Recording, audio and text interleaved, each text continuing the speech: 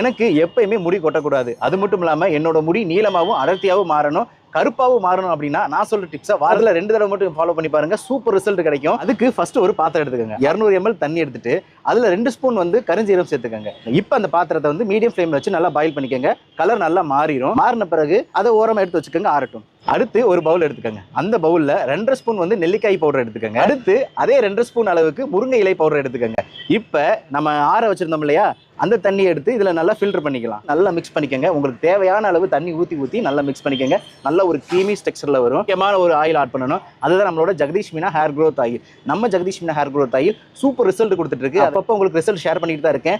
நம்மளோட Jagadish Meena hair growth oil நம்மளோட வெப்சைட்டான www.jagdishmeena.com அமேசான் மியூசோலையும் கிடைக்கும். மறக்காம பை பண்ணிக்கோங்க. நம்ம மிக்ஸ் பண்ணி வச்சிருக்க ஹேர் மாஸ்க்ல நம்மளோட Jagadish Meena hair oil 2 spoon மட்டும் ஆட் பண்ணிட்டு நல்லா மிக்ஸ் பண்ணிக்கோங்க. இப்போ க்ரீமியா சூப்பரா இந்த ஹேர் மாஸ்க் ரெடி ஆயிடுச்சு. சப்போஸ் ஆயில் இல்லாட்டி கூட பரவாயில்ல, இந்த ஹேர் மாஸ்க் எடுத்து ஸ்கேல்ப்லையும் உங்களோட ஹேர்லையும் ஃபுல்லா அப்ளை பண்ணிட்டு ஒரு 15 to 20 மினிட்ஸ் கழிச்சிட்டு நல்ல ஷாம்பு எடுத்து வாட்டர்ல டைல்யூட் பண்ணிட்டு ஹேர் வாஷ் பண்ணிக்கோங்க. ஸோ எப்படி இருந்துச்சு மறக்காம கமெண்ட் பண்ணுங்க. உங்க கமெண்ட்காக நான் காத்திருக்கேன். நம்ம ப்ராடக்ட்டோட எல்லா லிங்க் சேனலோட ஹோம் பேஜ்ல இருக்கு, நீங்க வாங்கிக்கலாம். Bye friends.